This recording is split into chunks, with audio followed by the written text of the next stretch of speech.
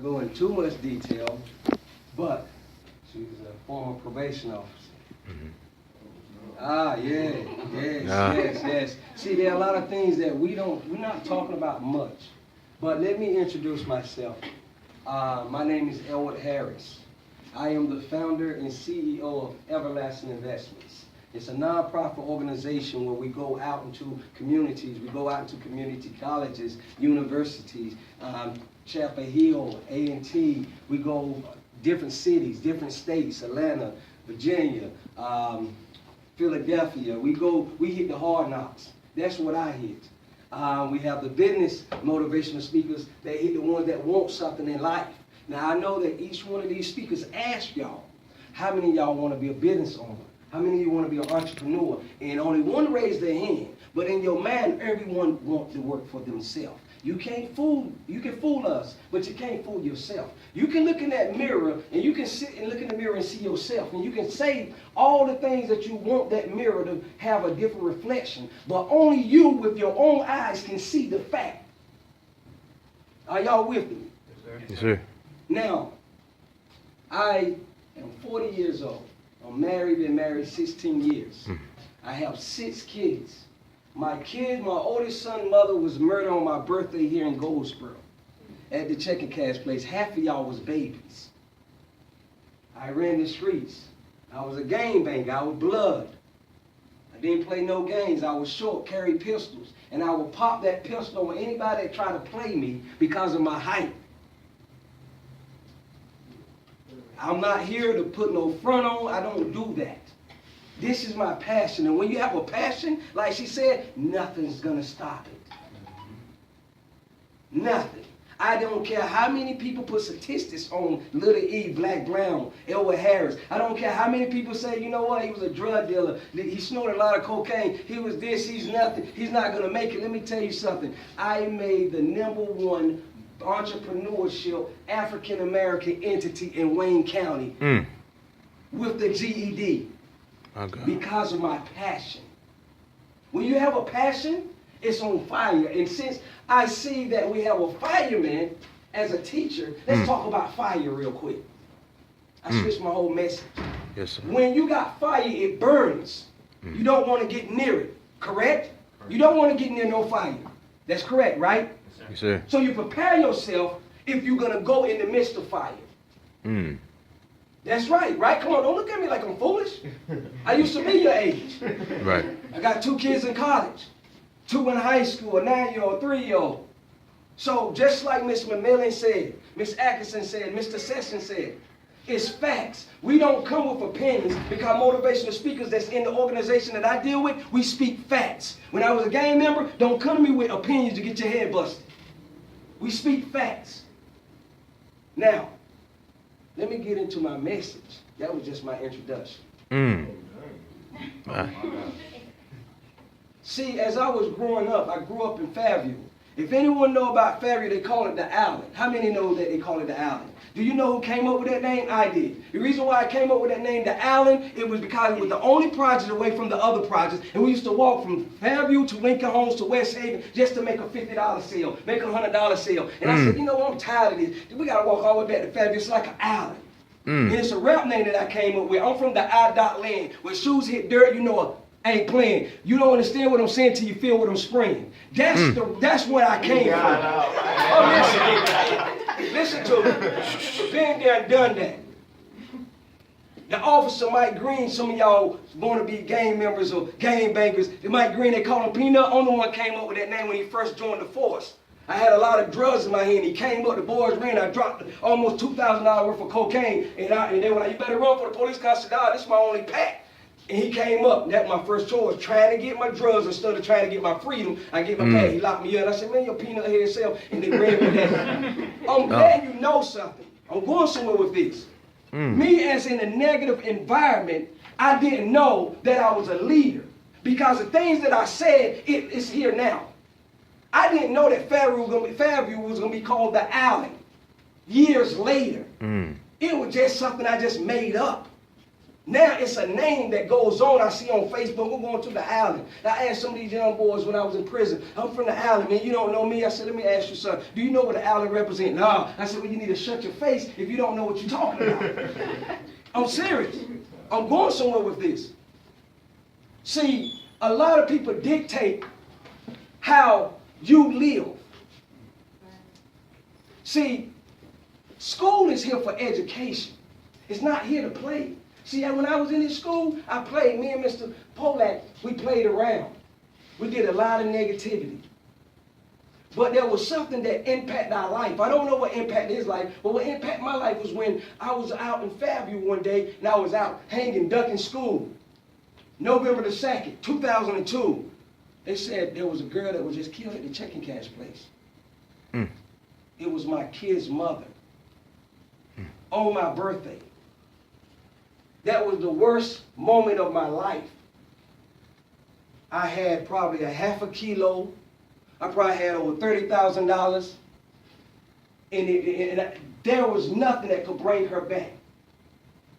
They still, to this day, have not found out who murdered my kid's mother. My sons was going through a tragic moment. Listen to me. People looked at it as, this is an ex-gang, this is a gang member. He dropped out of high school. He always get in trouble. He's not going to succeed. He's not going to mount up to nothing. One day I was sitting in my room. My education was low. I barely could hardly read. I'm just being honest with you, all I did want to be cool and smoke weed and try to get me about maybe $100, put 20, 40 ones on it, stack it up and look good in front of the girls. I'm just keeping it real. I already was conceited, kind of girl like, Dorston, you look good with the thick eyebrows. So I use that, get the girls and mess up their head. Now they messed up in school. Now move on to the next one. This is what I teach my daughters and teach any female that come in my surroundings. Don't let no guy, females, fool you. Stay focused on your future. Your future dictates who you want to be. Who you want to be dictates the characteristics in you. Your characteristics in you dictate where the footsteps you're going to walk in life. I understand this reality. I understand we young and we want to do these things and we want to be certain individuals and we want to impress people and we want to do this. Let me say this real quick because I believe in time. I got some things that I was writing. I written a book. I am a Christian. I'm not here to talk about my religion. I'm here to talk about facts of education, facts of wisdom, knowledge, and understanding. Let me give you the profound meaning of knowledge. Knowledge is information being perceived. When you come to school, you get information that's being perceived, which means it's been gained to you. Take this knowledge that Mr. Polak is giving you. It's been perceived. Now, wisdom is the information that you receive put into action the right way. You cannot walk in wisdom with a foolish mentality. Your parents get on you. I know they do. Y'all might be wondering, let me tell you something. When I was in the streets, somebody couldn't trying to be something that they're not. I can see it right through them. Yes, sir. Now that I'm in the business world, when someone comes to me and it's a business individual, has a business mentality, I can see that they are really focused on business. Where I'm going at with this. I can see some of y'all just here to listen. And I always say this in any crowd I go with, I put a number on you, because if I don't put it on you, somebody else is. So just take the number off it to put on you. There are exactly 2, 4, 6, 8, 10, 12, 14, 16, 20 individuals in here. 20 individuals, we can go with 100%. Out of 100%, there are 80 listening. Out of 80%, there are 40 that's going to take what I'm saying. Out of 40 that's listening to what I'm saying, they're only going to be maybe 5% take it, apply it, and run with it and become someone. That's facts. You can say, nah, we all ain't. No.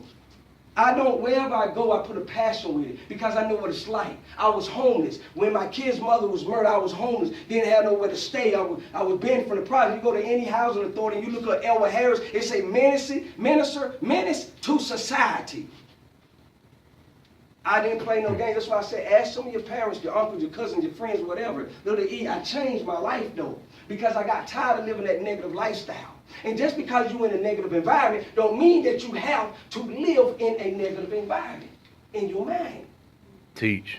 You don't have to bring that negativity to school. We don't know what goes on in the house.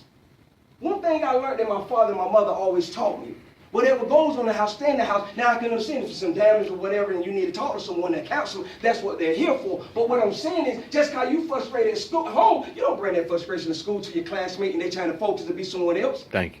Don't do that. Have respect for yourself. When you have respect for yourself, you have respect for others. Check this out. What's your name, sir? Is it Mr. This Cornell's son. Who? Our classmate. Cornell. Man, your Yeah. mother was, ask your mother about me. Sweet mother. Listen, if I treat you like a ceiling and treat myself like a baseboard, you know a baseboard is low, a ceiling is high. If I treat you like that, then you treat him like that, then he treat him like that, and this will just keep going domino effect. Just keep going like that. Who's really getting treated like crap? I want someone to answer that. I say it again. If I treat you, if I exalt you, put you on a pedestal and humble myself, and you do the same thing to the next person, you humble yourself and exalt him, then you do the same thing, and you do the same thing in this classroom. Who's really getting treated like crap? Nobody. Who's really getting exalted, getting lifted up? Everybody. But the fact is that the statistics says that people that get in trouble in school, they always want to be exalted. They always want to stand out in front of the crowd. Listen to me, in my book I've written called, it's a Christian book, it's called Minister Without a Ministry. Then I've written a book called Wisdom Too High for Foolishness. In the book, Wisdom Too High for Foolishness, and in chapter 7, I think it is, it's called Lean on Your Own Understanding and Stop Thinking on Nothing You Don't Know. Listen, I said, if you come outside, it's in the parable. I said, if you come outside and the parking lot represents knowledge, and your porch represents the characteristics of you, you come outside. Better yet, let me put this in. Let me use this chapter. This is a good one. There was an individual that walked up to a mountain. And as we were standing to the mountain, we were looking at the mountain. And there was this angel